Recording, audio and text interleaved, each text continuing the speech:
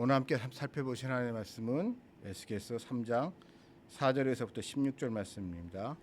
3장 4절에서부터 13장 4절에서부터 16절 말씀, 에스겔서 13장 4절에서부터 16절 말씀. 이스라 너희 선지자들은 황무지에 있는 여호 같느니라. 너희 선지자들이 성 무너진 곳에 올라가지도 아니하며 이스라엘 족속을 위하여 여호와의 날에 전쟁에서 견디게 하려고 성벽을 숙직하지도 아니하였느니라.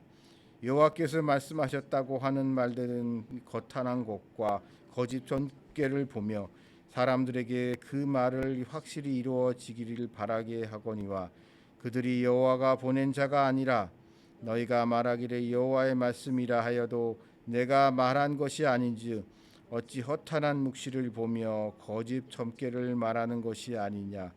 그러므로 주 여호와께서 이같이 말씀하셨느니라. 너희가 허탄한 것을 말하며 거짓된 것을 보았은즉 내가 너희를 치리라. 주 여호와의 말씀이니라.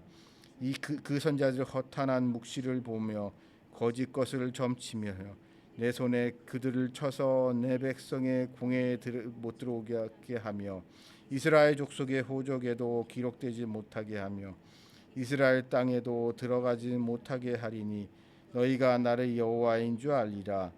그렇게 칠 것은 그들이 내 백성을 유혹하여 평강이 없으나 평강이 있다 함이라. 어떤 사람이 담에 썰 때 그들은 회치를 하는도다. 그러므로 너는 회치라는 자에게 이르기를 그들이 무너지리라. 폭우를 견며 큰 우박이 떨어지며 폭풍이 몰아치리니 그 담이 무너질 듯 어떤 사람이 너희에게 말하기를 그들이 칠한 회가 어디 있느냐 하지 않겠느냐. 그러므로 나 주 여호와가 말하노라. 내가 분노하여 폭풍을 퍼붓고 내가 진노하여 폭우를 내리고 분노하여 큰 우박 덩어리를 무너뜨리리라. 회칠한 담을 내가 이렇게 허물어서 땅에 넘어뜨리고 그 기초를 드러낼 것이라. 담이 무너진즉 너희가 그 가운데서 망하리니 나를 여호와인 줄 알리라. 이와 같이 내가 내 노월을 담과 회칠한 자에게 모두 이루어 또한 너희에게 말하기를 담도 없어지고 회칠한 자도 없어졌다 하리니 그들이 여호와를 위하여 예언한 자들의 평강이 없으나 평강의 묵시를 보았다고 하는 이스라엘의 선지자들이라. 주 여호와의 말씀이니라. 아멘. 오늘은 추수감사 주일이죠. 그렇기 때문에 추수감사 주일이라는 그 오늘의 절기를 생각하며 오늘의 말씀을 살펴보겠습니다. 사람들은 감사하기 참 어렵습니다. 역설적으로 이런 것 같아요. 감사라는 것은 행복하기 위해서, 네가 행복하기 위해서는 네가 감사해야 된다는 얘기들을 많이 하죠. 그것은 반대로 말하면 그만큼 사람이 감사하기 힘들기 때문입니다. 의지적으로 노력하지 않으면 감사라는 게 자연스럽게 생겨나는 것이 아니라 우리 약한 본성으로 말미암아 우리 안에서는 불만이 커지는 것, 분노가 생기는 것, 이런 나쁜 감정들은 내가 노력하지 않고 내가 그러려고 애쓰지 않아도 그런 감정은 우리 마음에서 쉽게 생겨나지만 이 감사와 같은 좋은 마음은 우리가 감사하려고 애를 써야지 그러한 마음이 생겨납니다. 그만큼 감사라는 게 어려운 거죠. 그럼 우리가 왜 감사가 그렇게 왜 어려울까요? 감사가 어려운 것은 우리가 만족하지 못하기 때문입니다. 만족. 우리가 이런 생각이 들 때가 있어요. 감사에 대해서 얘기하다 보면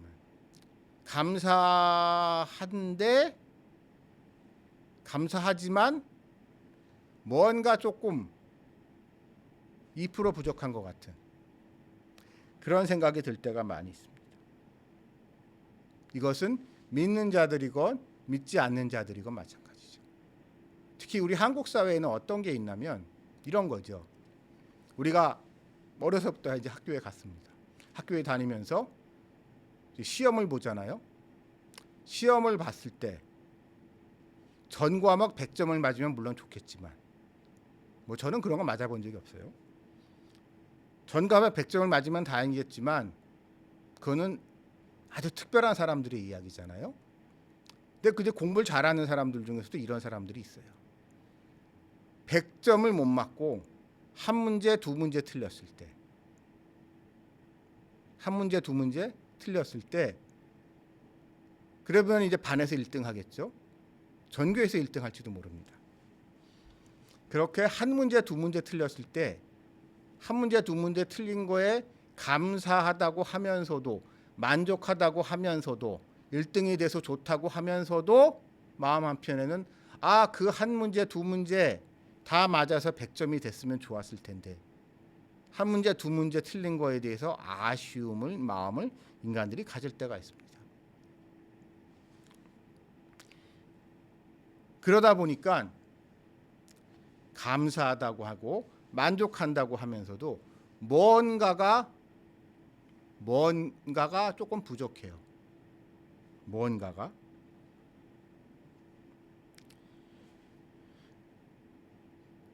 그리고 이러한 인간의 우리들의 마음은 그러한 불만, 아쉬움, 그것을 경험에 따라서는 우리에게 하나의 동기부여가 되기도 하지만 그것이 우리의 마음을 흐트러뜨릴 수가 있습니다. 온전하게 하나님께 집중하고 하나님께 감사하고 하나님의 말씀을 말씀으로 받아들이는 것을 가로막을 때가 있습니다. 자, 오늘의 이 말씀의 대상이 되고 있는 이스라엘의 선지자들에 대해서 한번 생각을 해보겠습니다. 여러분, 제가 이 예배 시간에 설교 때 여러 번 이 얘기를 한 것 같은데 이 이스라엘의 선지자라는 것은 주로 이들의 활동 무대는 주로 북이스라엘, 사마리아입니다. 사마리아를 중심으로 한 북이스라엘이에요. 그래서 이러한 선지자들 중에 제일 유명한 사람이 우리가 잘 알고 있는 엘리야와 엘리사입니다. 엘리야와 엘리사의 주도 활동 부대가 사마리아를 비롯한 북이스라엘 지역이잖아요. 이 선지자들은 제사장들과 달라요. 혈통적으로 어떠한 선지자 가문 이런 거 없습니다. 선지자가 있고 이제 선지자 학교 같은 게 있습니다. 정확히 어떤 건지는 지금 모르겠지만 그중에 선지자가 있고 선지자 학교에서 선지자들을 후진들을 양성하고 하는 구조가 이 북이스라엘 선지자들의 구조예요. 그리고 이러한 이 이스라엘의 선지자들이 활동했던 주요 근거지는 산당입니다. 여러분, 이제 성경을 쭉 읽어보신 분들은 산당에 대해서 부정적인 표현이 많이 등장하기 때문에 산당을 비성경적이라고 생각하기 쉽지만 아니에요. 분명히 율법 그 자체를 놓고 봤을 때 율법을 아주 엄격하게 적용했을 때 산당 그 자체, 요즘으로 하면 기도처소입니다.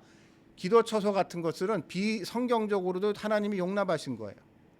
그리고 하나님의 말씀을 전하는 선지자들, 그 사람들은 그런 주로 산당에서 활동을 했고 그 산당을 기반으로 활동을 하면서 주로 북이스라엘 지역에 있습니다. 그것들은 북이스라엘에 있는 산당에서 스승과 제자가 되면서 엘리야와 엘리사 같이 그런 식으로 하나님의 말씀을 전하고 믿음을 지켜나갔습니다. 그런데 이들은 위기에 처하게 됩니다. 우리가 알다시피 북이스라엘, 사마리아가 먼저 망했습니다. 아수르에 의해서. 아수르에 의해서 북이스라엘이 망하고 사마리아가 함락되고 난 다음에 어떤 일이 벌어졌죠? 북이스라엘 사람들을 다 포로로 붙들어 갑니다. 우리도 알다시피 다 포로로 붙들어 가고 이방인들을 그 지역에 강제로 이주시켜 가지고 민족 혼역 조치를 했어요. 아직 뿌리를 뽑겠다는 거죠. 아수르는. 자, 이러한 상황 속에서 북이스라엘의 선지자들은 남유다 지역으로 이제 피난을 오게 되는 겁니다. 그들은 고대 사회는 종교와 정치가 분리되어 있는 사회가 아니잖아요. 종교의 자유라는 게 없는 시대입니다. 종교는 그 국가 권력과 왕권과 밀접한 연관이 있는 게 종교예요. 그렇기 때문에 북이스라엘이 망한다는 것은 그 북이스라엘의 정체성을, 정당성을 부여하는 여호와 하나님을 믿는 특별히 선지자들의 신앙이 같이 무너졌다는 것을 의미합니다. 그들은 즉 북이스라엘의 멸망과 함께 자신들의 터전을 상실하게 된 거고, 그렇기 때문에 그들은 목숨을 보존하고 자신들의 영향력을, 그러한 신앙을 지키기 위해서는 여전히 여호와 하나님의 신앙이 남아있는 남유다 지역으로 피난할 수밖에 없었던 거죠. 그들의 활동 무대를 여전히 여호와 하나님을 섬기고 있는 남유다 지방으로 이주를 해서 일종의 피난살기 같은 것을 했습니다. 근데 그들이 이렇게 피난 온 북이스라엘 출신의 선지자들이 이 남쪽으로 피난을 왔으면 정신을 차려야 될 거 아니에요. 자기네들이 분명히 무언가 잘못했기 때문에 여호와 하나님이 진노하셔서 그들을 심판하셔서 북이스라엘, 사마리아가 저렇게 처참하게 몰락했는데, 그렇다면 자기네들이 뭘 잘못했길래 이러한 일이 벌어졌는가에 대해서 뼈저린 자기 반성이 있었어야 해도 그들이 별로 달라진 게 없는 것 같아요.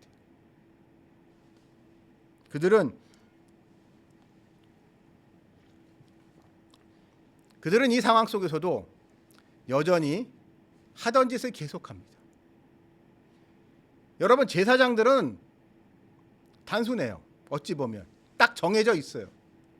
혈통적으로는 아론의 후예여야 되고 사독의 후예여야 되고 그런 것이고, 율법대로, 율법에 정해진 대로 제사를 지내고 율법대로 모든 것이 정해져 있는 것을 그냥 성실하게 잘 지키기만 하고 그것만 잘하면은 되는 게 제사장들이지만, 선지자들은 그거와 달라요.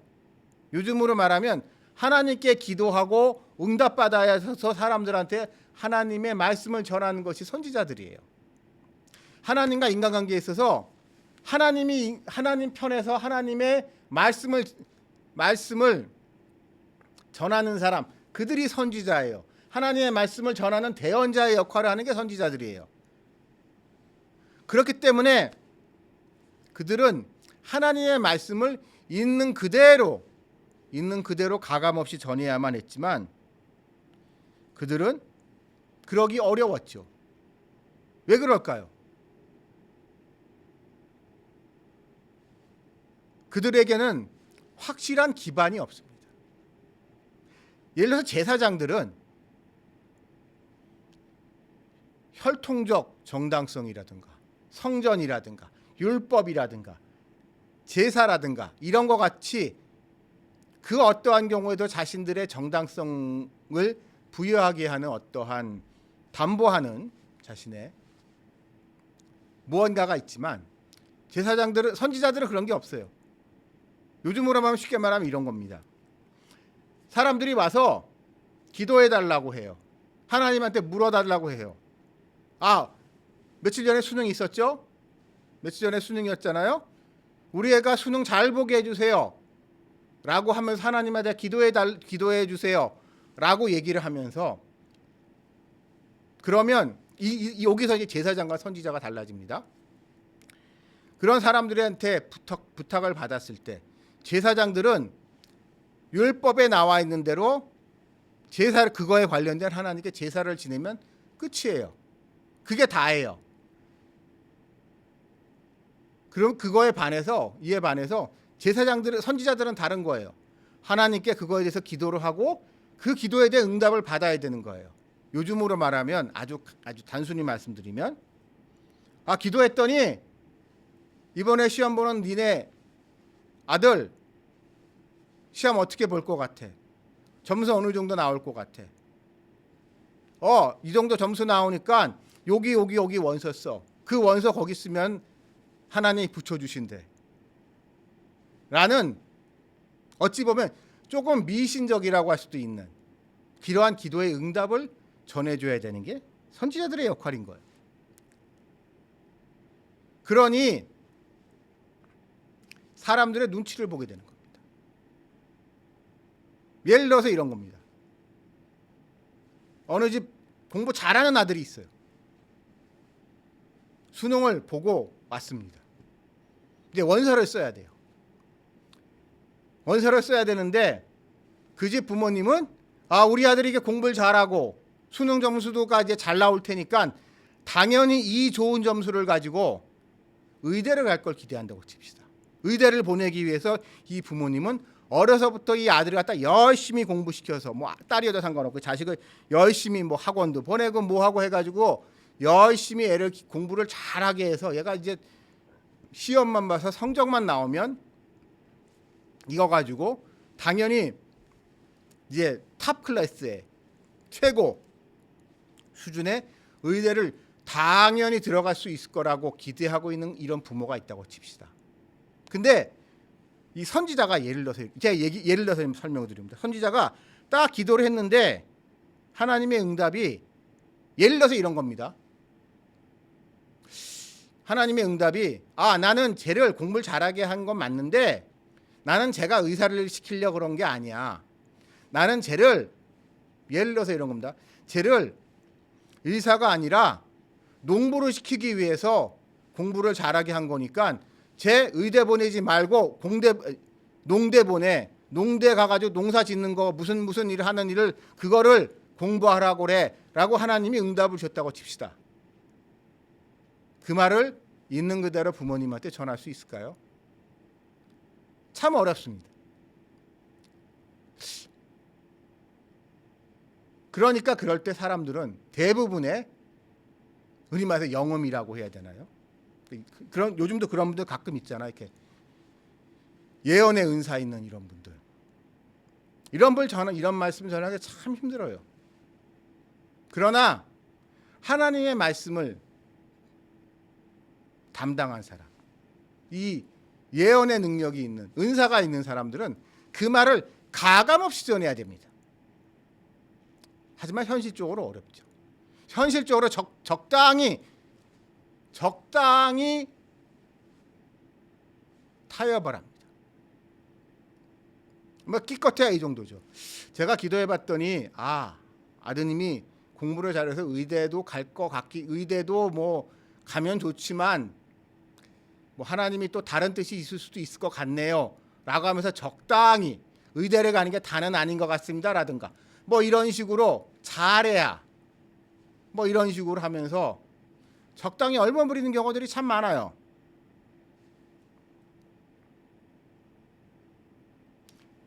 왜냐하면 그 기도를 부탁한 사람들의 그 기도를 바라면서 이 원하는 그거를 뿌리친다는 것이, 외면한다는 것이 현실적으로 참 어렵기 때문입니다. 아까 지금 말씀드린 그런 상황에서 하나님이 그러시는데요. 당신 아들 이번에 의대 치면 떨어진다는데요. 이번에 의대 치지 마세요. 그 집 아들 공부 잘하는 건 아는데 하나님의 의대는 아니래요. 의대 치면 떨어진대요. 그 의대 치지 마시고요. 농대 쓰면 하나님이 붙여주신대요. 하나님이 농대를 보내시려고 당신 아들 공부시키신 거라 그러시는데요. 라고 이야기를 할 수 있겠냐고요. 어느 목사가 현실적으로.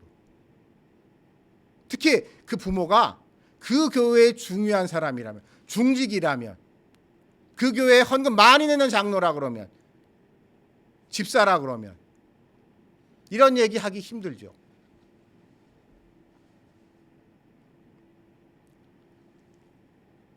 이것들이 지금 제가 말한 이런 모습들이 이 사마리아 북이스라엘 출신의 선지자들의 비극입니다.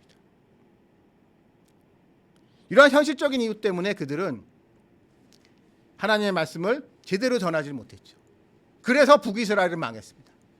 그래서 여기에 도망을 왔는데, 그래서 겨우겨우 멸문지화를 당하면서 피할 수 있었는데, 이런 처지에도 그들은 하나님께 감사할 줄도 모르고, 하나님, 우리 북이스라엘에 있던 선지자들, 북이스라엘 우리 이웃들 다 망해가지고 포로로 붙들려 갔는데, 다른 데 노예를 가가지고 살고 있는데, 저는 하나님의 은혜로 겨우겨우 목숨을 부지해서 이곳까지 와가지고 이렇게 이전과 같이 여호와 하나님을 섬기게 할 수 있음에 감사합니다 라고 하는 것이 아니라,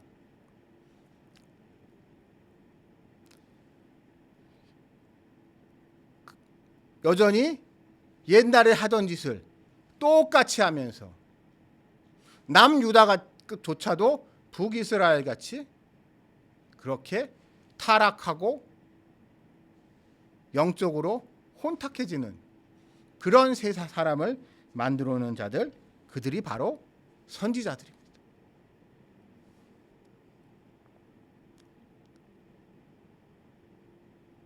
그래서 오늘의 말씀 속에서 여호와 하나님은 이 에스겔을 통하여 그들을 책망하고 계시고 그들에 대한 심판을 선포하고 계십니다. 어찌 보면 북이스라엘에서 온 이 선지자들, 여러분이나 저 같은 사람보다 믿음 그 자체는 더 열심히 믿는 사람들일 수 있어요. 기도도 더 열심히 하고 찬양도 열심히 하고 말씀도 열심히 읽고, 왜냐하면 그렇게 해서 응답을 받아야만, 영적인 능력이 나타나야만 살아남을 수 있는 사람들이기 때문에. 그러나 그들은 왜 실패했을까요? 오늘의 말씀 속에서 보면 그들에게는 감사가 없었습니다. 살아남은 것, 어떻게든 살아남아서 이곳에서 여전히 하나님께 예배드릴 수 있음에 감사함이 그들에게 없었다는 게 그들의 가장 큰 문제입니다.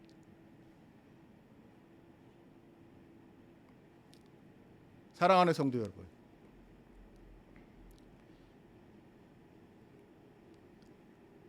추수감사절입니다. 이번 한 해, 이 시절에 이 지난 한 해를, 올 한 해를 이제 돌이켜 봅니다. 올 한 해를 돌이켜 보면 감사할 게 있으신가요?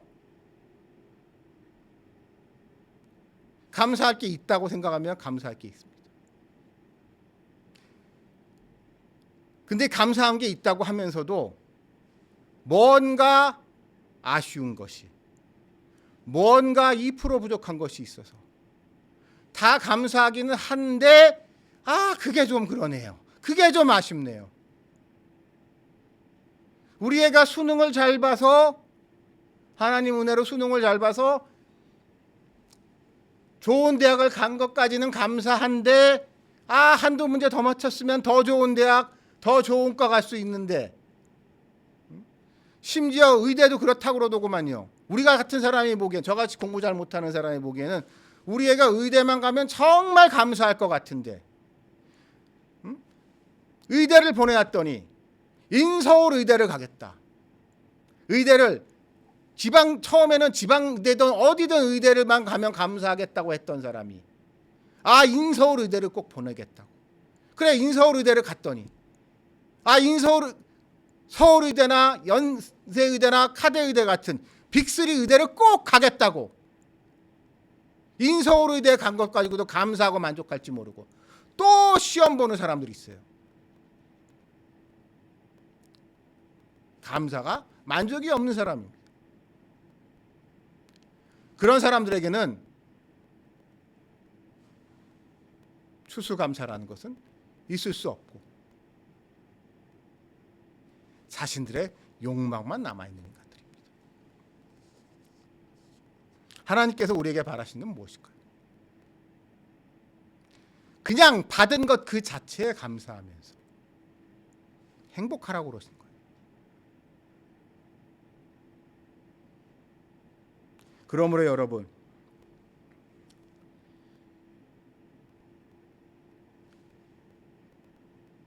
우리가 얼마나 하찮은 존재임에도 불구하고,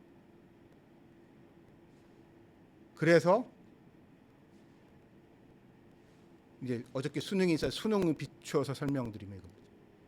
나는 이럴 만한 능력이 되는 사람이 아닌데 이거라도 붙여주신 거에 감사합니다 라면서 사는 여러분들이 되시길 바랍니다. 붙여주신 건 감사한데 더 좋은 것때 가겠다고 시간 낭비, 돈 낭비하지 마시고 감사하면서 여러분들의 시간을 소중히 여기는 여러분들이 되시기를 주님의 이름으로 축원합니다. 기도드리시겠습니다. 하나님 아버지 감사합니다.